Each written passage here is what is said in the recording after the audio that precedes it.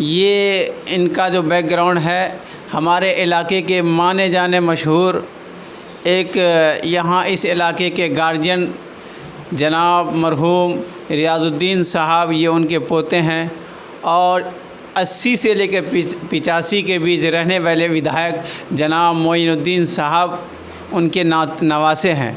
और ये मोइनुद्दीन साहब वही है जो कांग्रेस के विधायक हुआ करते थे। और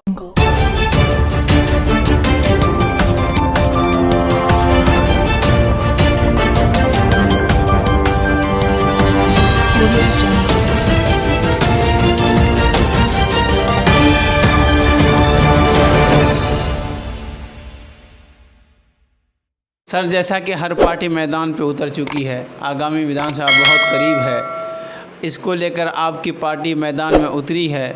और जैसा कि ये दो विधायक जो रहे हैं, चाहे वो पूर्वी हो या पश्चिमी हो, लोगों को ये आवाज़ है कि जब भी जीता है या तो पूर्वी जीता है या तो पश्चिमी जीता है, यहाँ की जनता नहीं जीती है। क्या इस बार आप लोग ये तीसरा विकल्प देकर यहाँ की जनता को जिता रहे हैं? देखिए, अभी चुनावी हलचल में आपके साथ जो बातचीत हो रही है उसके लिए मैं बहुत बहुत धन्यवाद आपका देता हूं। आपके सब्सक्राइबर को भी बहुत बहुत धन्यवाद देता हूं। मैं शहाबुज़्ज़मा उर्फ Laddu, son of Mohammad Badiuzzama, ex PP Purnia, मेरा घर यहीं बरबट्टा हुआ और फ़िलहाल अभी मैं घर में अमौड़ में रहता हूं। ये पिछले 70 सालों से ये अमौड़ विधानसभा आज़ादी की कोई भी सांस नहीं ले पाया। उसकी वजह है कि यहाँ पे जहाँ जातिवाद हावी रहा तो बाढ़, सुखाड़, बेरोज़गारी और लोगों के जो है सरकार की गलत नीतियाँ हावी रहीं, जिसके वजह से यहाँ के लोग गुलामी से भी बदतर जीवन बिताने पर मजबूर हैं। ये आपने सही कहा कि यहाँ पे हमेशा से पूर्वी और पश्चिमी बेल्ट का झगड़ा रहा है और आज भी है। और इसी समस्याओं को दूर करने के लिए पिछले 20 सालों से मैं प्रयासरत हूँ।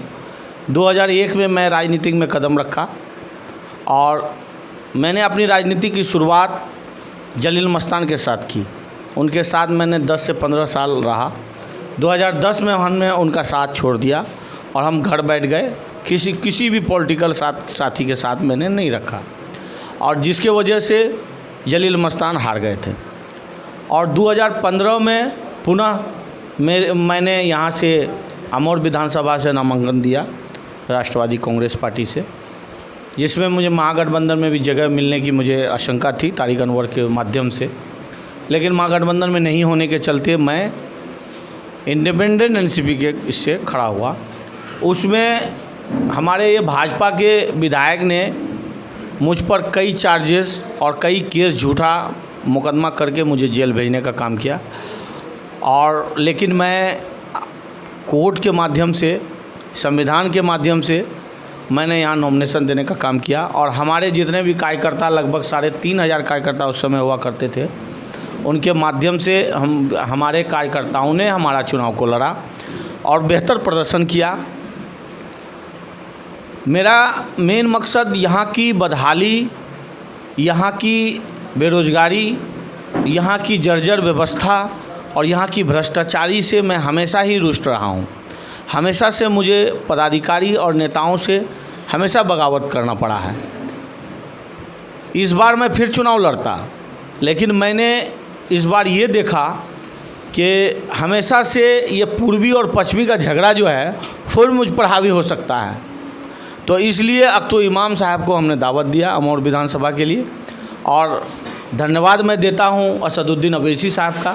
उन्होंने अख्तर इमाम साहब को अमौड़ विधानसभा के लिए चुना, जो बिहार के प्रदेश अध्यक्ष भी हैं ऑल इंडिया इत्तेहादुल मुस्लिमीन के। और ये हमारे अमौड़ विधानसभा का सौभाग्य होगा कि यहाँ से वो विधायक बनेंगे।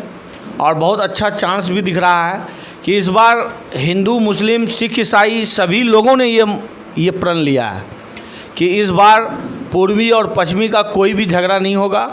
इस बार जातिगत कोई झगड़ा नहीं होगा। इस बार किसी भी प्रकार का अफवाह में हम लोग नहीं पड़ेंगे। इस बार सिर्फ विकास की बात होगी। इस बार सिर्फ जो है बदहाली की बात होगी, इस बार सिर्फ शिक्षा की बात होगी। नहीं सर, ये होता है ना, जैसा कि कोई पार्टी पहले यहाँ विधायक रह चुकी है, उनकी पार्टी के विधायक रह चुके हैं, लेकिन आपकी पार्टी के यहाँ के लिए तो नए नए हैं। इससे पहले भी 5 साल पहले आपकी पार्टी यहाँ सीट उतारी थी, लेकिन उस स्थिति में नहीं थी, क्योंकि हालांकि अभी जो संख्या है आपकी रोज़ बरोज़ बढ़ती जा रही है। हज़ारों की तादाद में लोग आरजेडी, जदयू, कांग्रेस और बीजेपी छोड़कर आपकी पार्टी में आ रहे हैं। उसकी कोई ख़ास वजह बताइए। देखिए, उसकी वजह क्या है? असदुद्दीन अवैसी साहब की बेबाक आवाज़, जो हिंदुस्तान के दबे कुचले और पिछड़ा, अति पिछड़ा, अल्पसंख्यक लोगों की एक आवाज़ बनकर पूरे हिंदुस्तान में उभरे हैं। उससे यहाँ की जन जन को बहुत ज़्यादा उम्मीद और बहुत ज़्यादा भरोसा मिला है।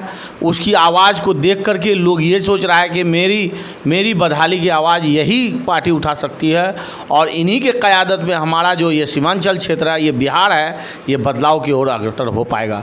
सर, लेकिन आप लोग जब मैदान में आए हैं तो हर पार्टी के पेट में दर्द हो गया है। क्या वो दर्द आपकी पार्टी के आने से और किसी और बीमारी में बदल सकती?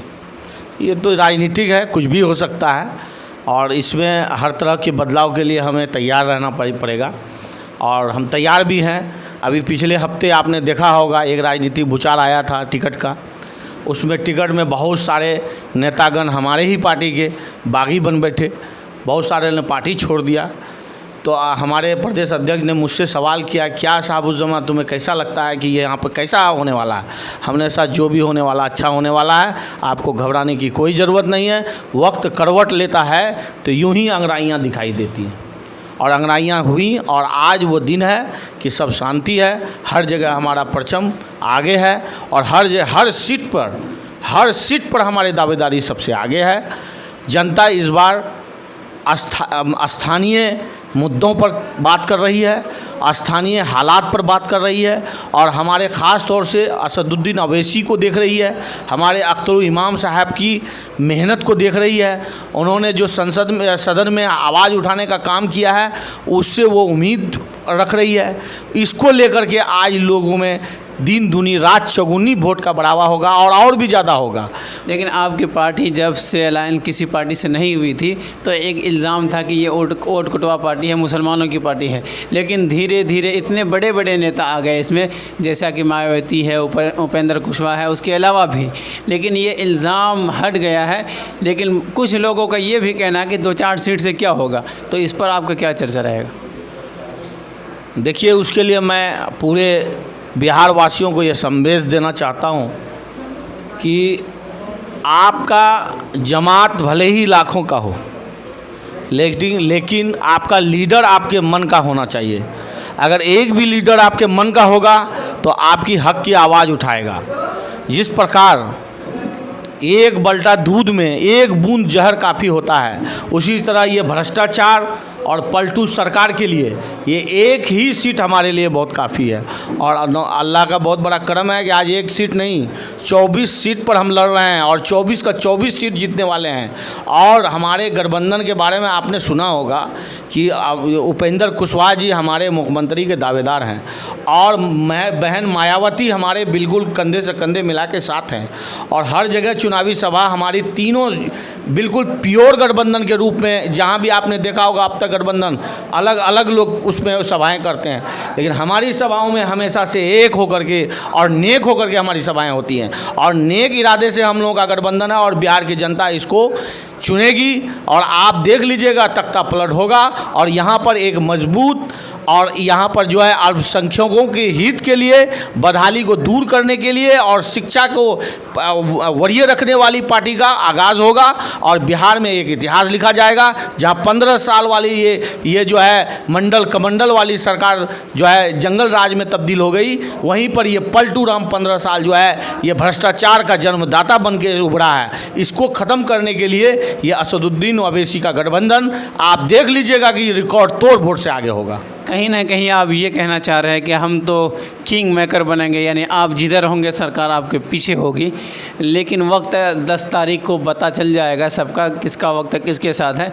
लेकिन यहाँ के जो स्थानीय मुद्दे हैं वो 2-4 काम आप बताइए जो आपको लगता है कि अब तक हो जाना चाहिए, बेरोज़गारी, शिक्षा, ये सब, लेकिन नहीं हो पाया है। आपकी पार्टी अगर यहाँ से सीट निकालती है, किन मुद्दों को वाज़ेह तौर पर पहले करने की कोशिश करेगी?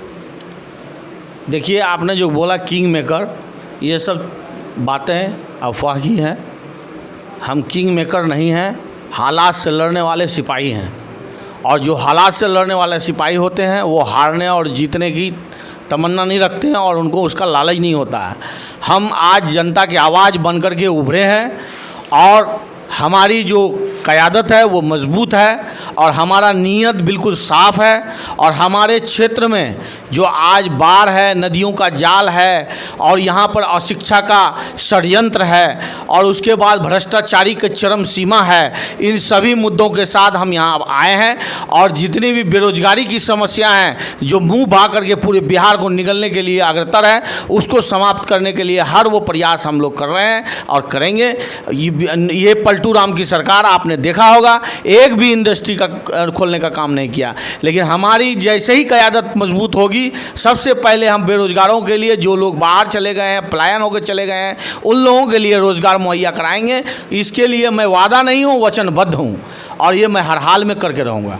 सर, आखिर में हमारे चैनल से आप अपनी पार्टी के हित में लोगों से क्या कहना चाहें?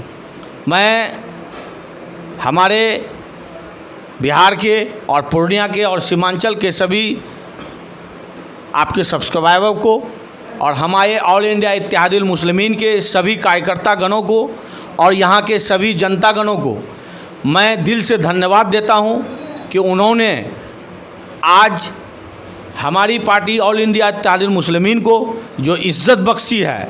इंशाअल्लाह वक्त गवाह है कि जब क़यादत में आएंगे तो एक एक जनता का इंसाफ करेंगे।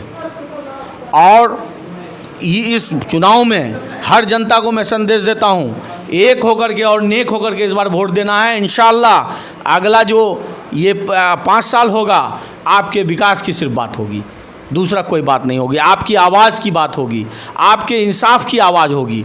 बस यही चीज़ के तमन्ना के साथ मैं आपसे विदा लेता हूँ। शहाबुज़्ज़मा उर्फ Laddu, Amour, Purnia, Bihar, Seemanchal convener AIM all India Ittehadul Muslimeen. ये थे जनाब शहाबुज़्ज़मा साहब उर्फ लड्डू, जो मेरी तमाम तल्ख़ सवालों का जवाब बड़े ही अच्छे अंदाज में दिए। सर, मैं आपका बहुत बहुत शुक्र अदा करता हूँ कि आपने हमारे लिए वक्त अदा किया। आपके लिए भी बहुत बहुत धन्यवाद और आपका यहाँ पर तहे दिल से स्वागत है।